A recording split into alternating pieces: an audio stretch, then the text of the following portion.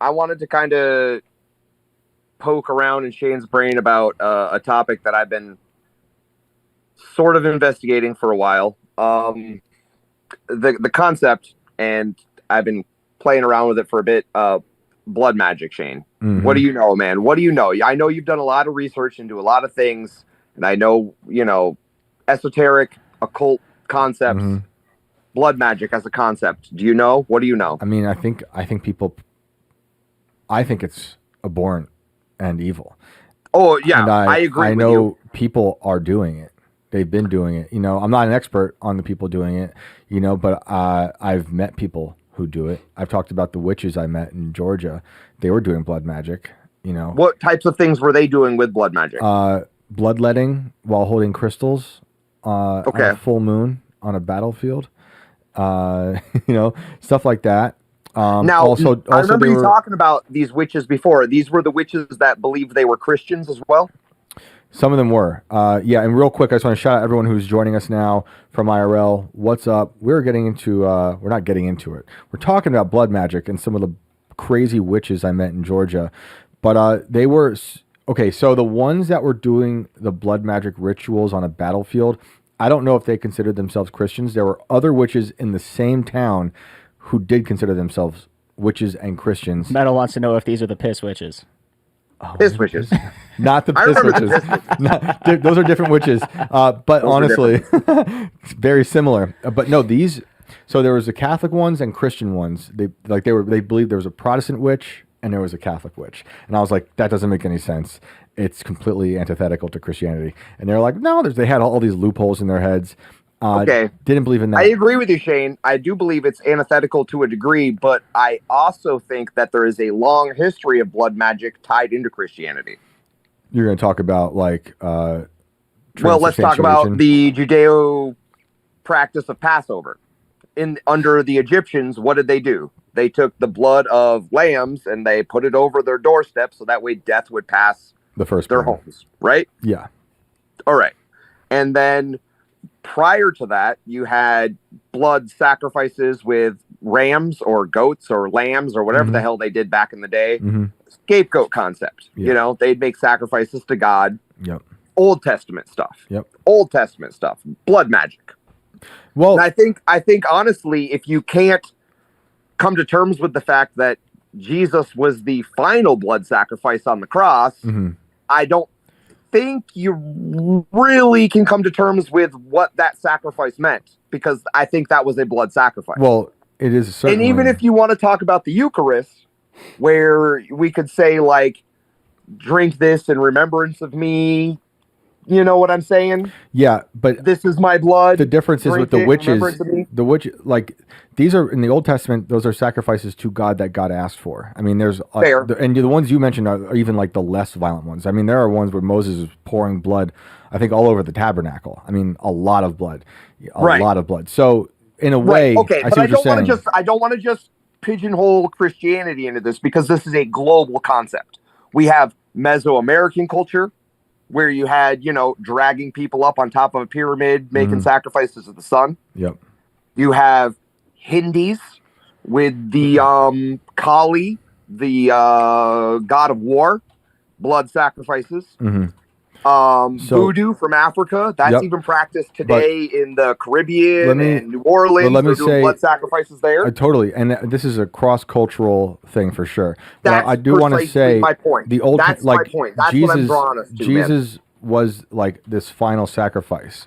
He was the lamb, right? Right. So we as Christians, like, I don't do the Old Testament, right? I love reading it. Either. I love reading it, but like those rules don't apply anymore. I agree. Jesus came to earth to undo all of that, and that was it. And he died for our sins, and that's that. The witches, if you want to talk about them, the ones I met and other ones I was reading about, like, they were doing their stuff and praying to all sorts of lower G gods, like literally like Anubis. And they were also creating things like little dolls to try to kill people. So like, because it's the same level of magic, but it's operated with different levers of different hands on different levels of power. I wouldn't say it's the same level. when you say the same level of magic, what are you comparing that to? Levers. Oh, levers. Okay. Gotcha. Levers, right.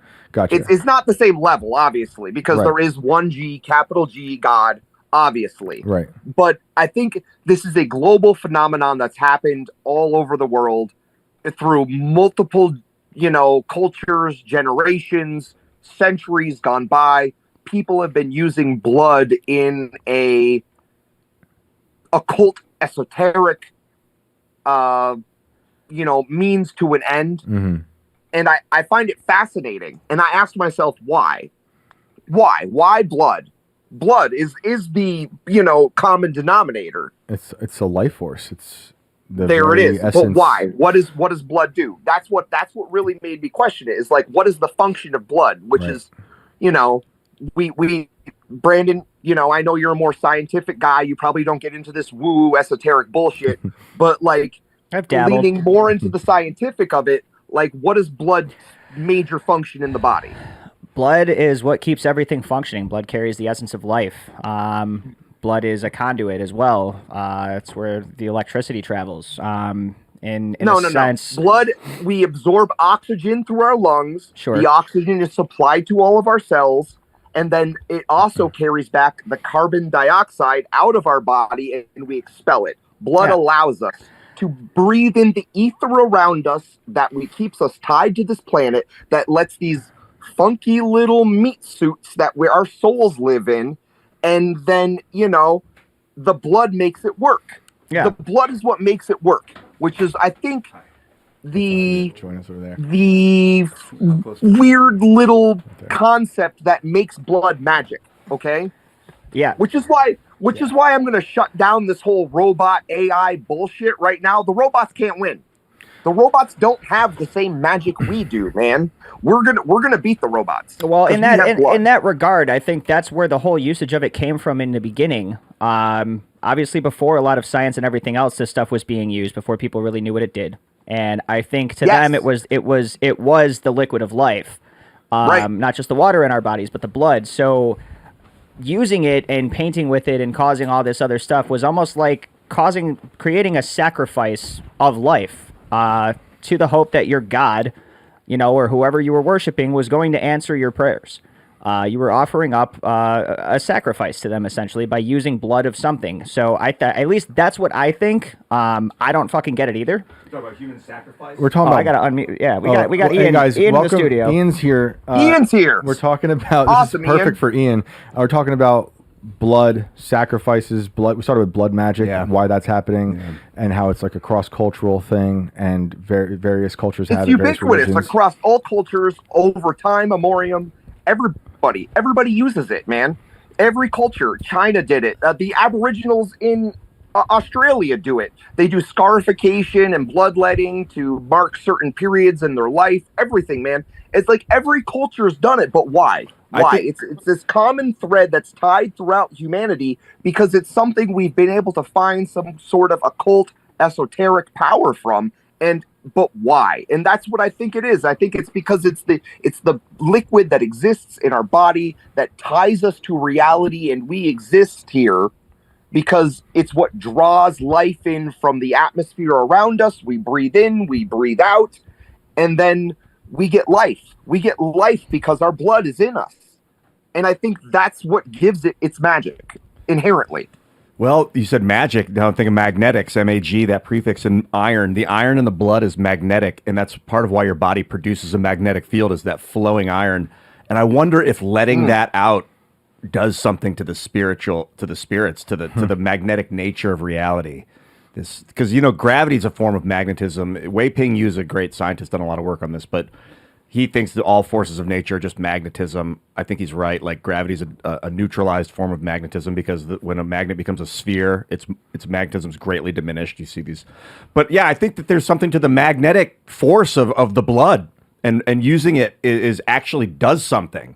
Not that it's good, but do you think that's why people were doing lots of bloodletting back in the day, like with leeches and stuff? Like maybe there was something deeper to it. There was a lot to that too. They believed that letting a leech suck the blood out of you was taking some of the toxins and some of the disease with them. And if you were leeched enough, they would literally suck the disease out of you into themselves, and it would allow your heart to produce new blood, and it would heal you, essentially. So what I don't know is if demons and spirits and like memory can attach to your DNA. I think it can. They did the phantom DNA experiment where they bombard photons, they bombard DNA in a vacuum, and then they remove the DNA, and the photons stay there for a couple of weeks as if the DNA is still present. So if that stuff's attached to your blood, there's magnetic fields around you that are creating memories like demons and whatever, this energy fields, and then you remove some of that fluid, that those memories would go with it.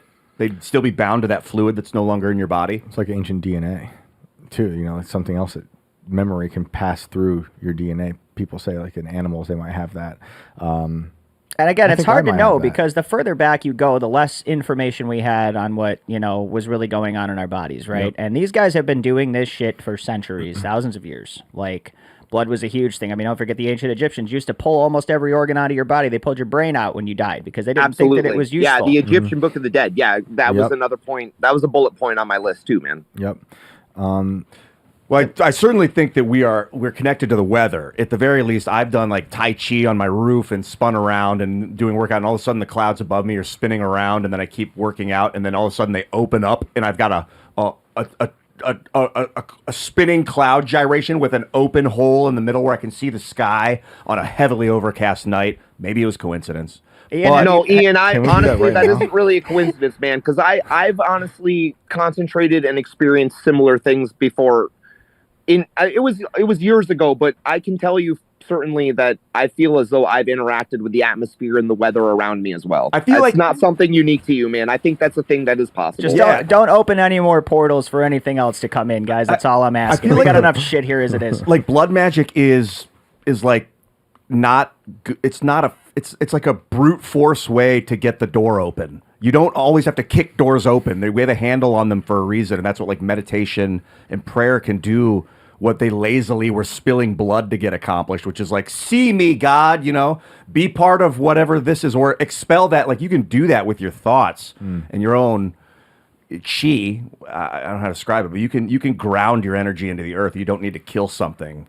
Honestly, that ties me back to that Passover concept where they were smearing the blood of animals over their doorway to have death pass by them. I mean, it's just like, forgive me, don't look at me, move on. You know, it seems like I don't know what it is, guys. There was a lot of. I don't have any definitive answers here. A lot of. I just think it's an interesting concept, and I just wanted to talk to you guys about it. Yeah, no, I think it's really interesting, and I have this chat here from Omega Race 2.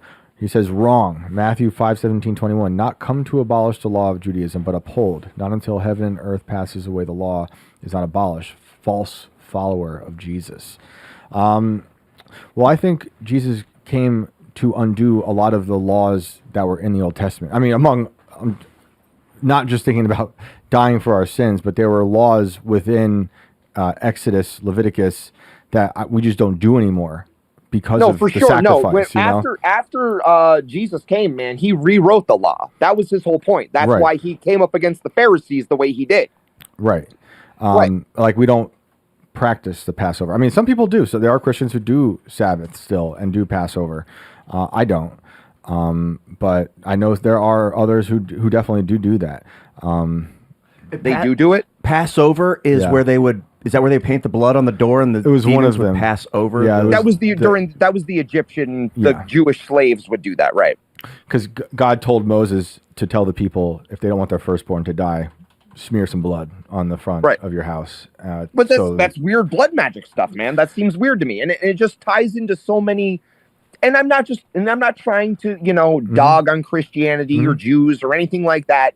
It feels like it's a common theme that's happened throughout all these different cultures, all these different religions. You can go even to like Scandinavia, man. They used to, bloodletting there too. It's ubiquitous across all cultures, all time. And it's just, I found it fascinating that it's such a constant theme. And I just asked myself why. And that's where I started really trying to figure out what is it about blood and what is it about a human that contains blood that would make it something magical. Oh yeah. And why when humans use blood is it something magical?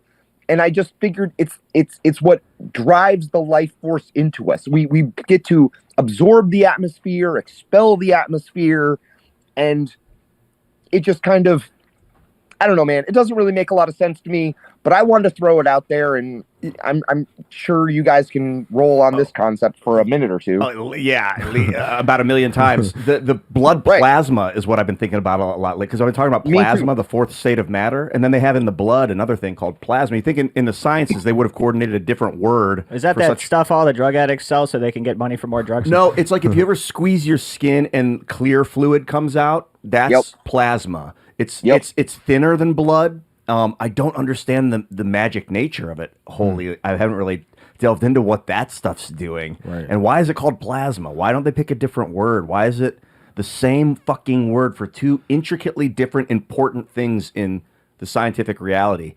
Ian, I asked myself that question too about 3 or 4 days ago when I was re-examining this concept. Same thought occurred to me. Plasma, it's full of platelets, I believe. It's the thing that makes blood coagulate. Yep. I think that blood magic works, man. That's the fucking terrifying thing about it. And there's no. It is terrifying. You're right. You never run out. Like your fuel is the blood, and where can you get it? You can't necessarily produce it in a laboratory. I stay away personally from blood magic and black magic. Yeah, I would too.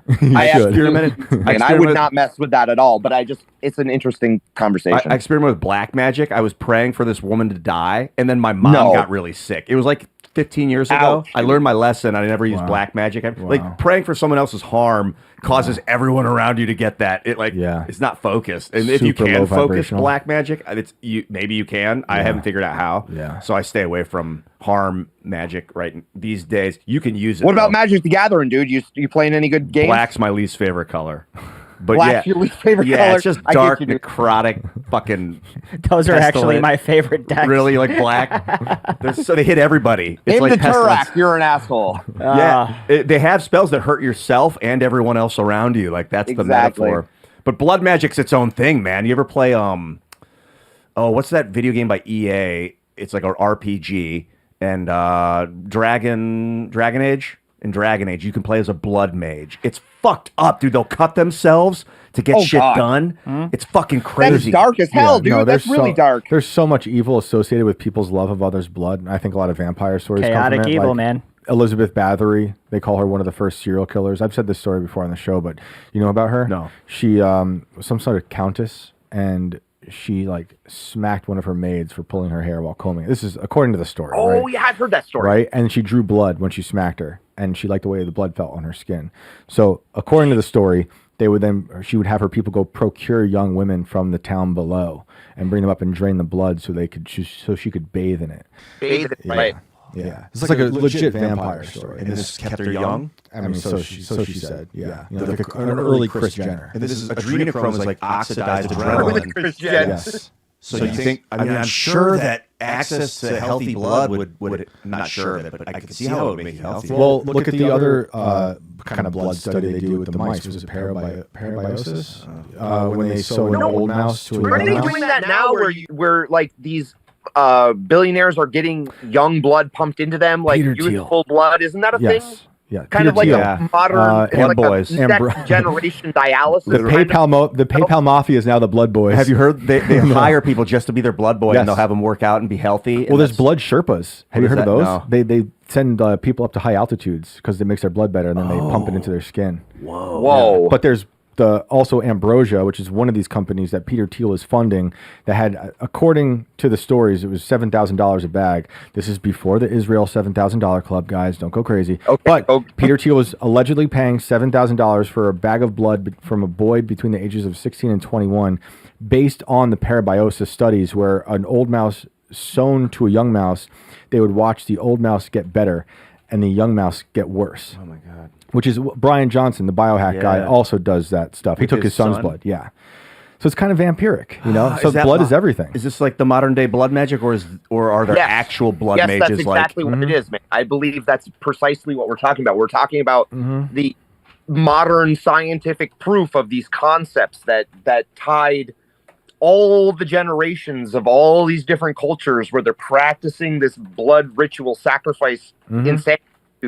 I mean, what we're talking about basically is like giving sacrifices to Nephilim, lower G gods, and everything like that to gain attention and to invoke your will onto the world. And now we're kind of reining it in for our own selfish purposes. And I'm going to take the blood from somebody young so that way I can grow old. And it's the same idea, man. It's to the add same to that, idea. I agree, because I think no matter how modern we get, we are as barbaric as humans have always been. And Absolutely. another way that they've turned this like sacrifice, this blood magic, into something that seems modern and okay to do is like abortion. And Yes.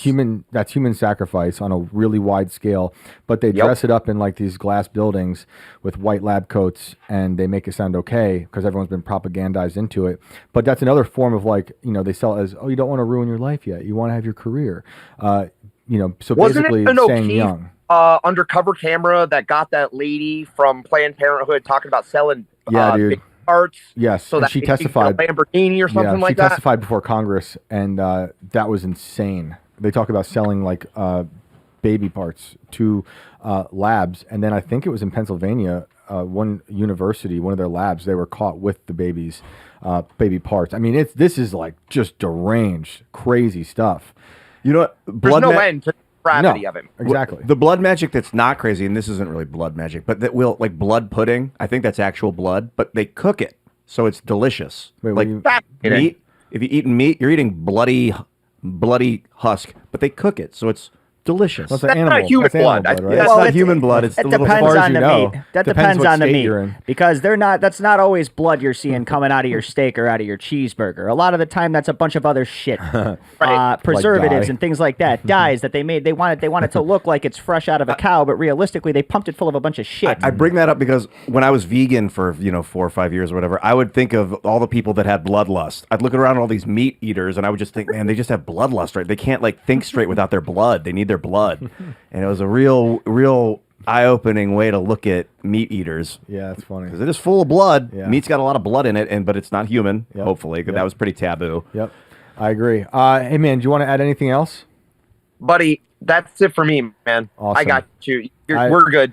I appreciate that. the time. I hope you guys have a good evening. Thank you You for too. entertaining. That was the perfect conversation for Ian to roll into. Thank you. I love blood magic. Yeah. I love talking about blood You magic. don't love it, but I love talking about it. I love talking about all the horrible, dark things I won't ever do. Yeah, Because, like, fuck, how are you going to know what not to do if you don't talk about it first? you can't mess with those things. Yeah, man. It's dark stuff. White So- magic's where it's at, though.